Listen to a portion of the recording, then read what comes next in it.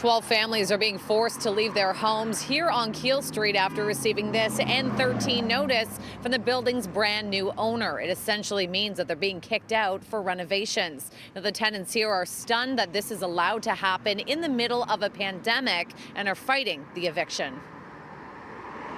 We've all been living here for 20 years, 10 years, so they can't just remove us in 3 months. Andrea is a first-time mom to a 5-month-old boy. She's been living in this Keele Street apartment building her entire life and tells me she's worried about what's to come.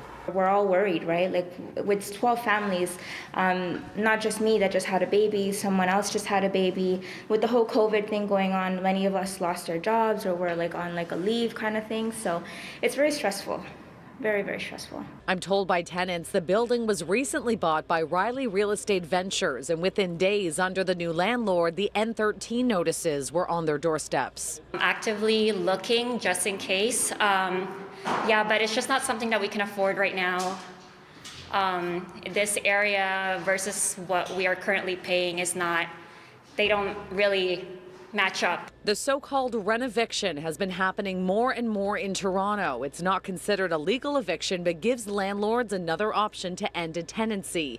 Councillor Brad Bradford is working to protect affordable housing and has been very vocal about issues with the N13. In a statement, he tells me what we're seeing with a small but significant group of predatory landlords is disturbing. Evicting tenants on the back of a global pandemic is unequivocally wrong and unacceptable. It goes on to say one of the reasons we're seeing so many N13s is definitely the issues we have enforcing the law. The province is responsible for tenant legislation, but does very little direct enforcement. Which is hard because especially if you don't have work, you can't approve for renting a place, right? As these families work with the legal clinic to fight for their homes, they posted this picture to Twitter today showing they stand united and intend to stay. We are all still struggling and recovering from the pandemic, so this is definitely not something that should be added onto our plate. Now, we did reach out to the landlord here. Mind you, though, it was on short notice, and we have not yet received a response.